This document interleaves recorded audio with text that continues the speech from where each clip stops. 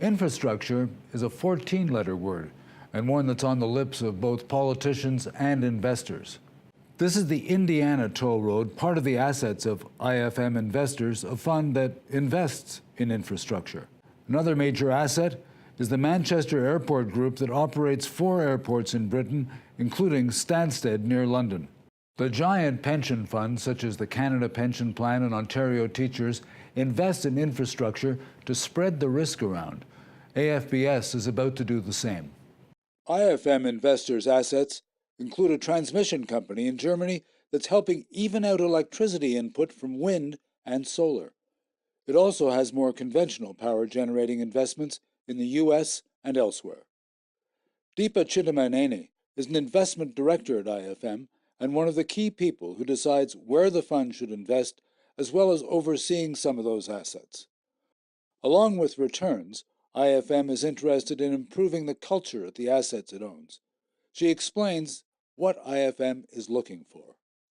Those assets that have long lives, high barriers to entry, inelastic demand, and therefore are able to provide long-term stable cash flows.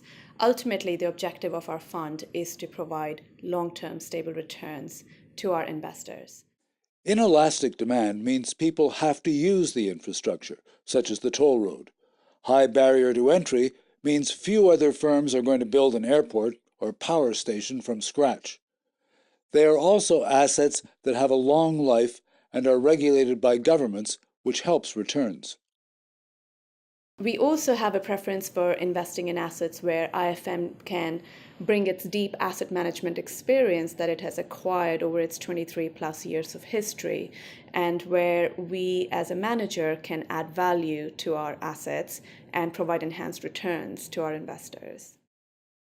Janice Holman at Eckler advises clients such as AFBS about risk and why infrastructure investments work. In this low-rate environment, infrastructure provides a steady stream of income at a much higher interest rate than what bonds or other fixed-income investments are able to provide today. What about risk?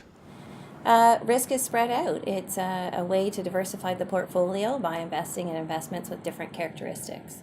IFM Investors provides other forms of diversification, geographical and environmental. First, it invests all over the world. Second, it's not just a hedge fund with an eye only for profit.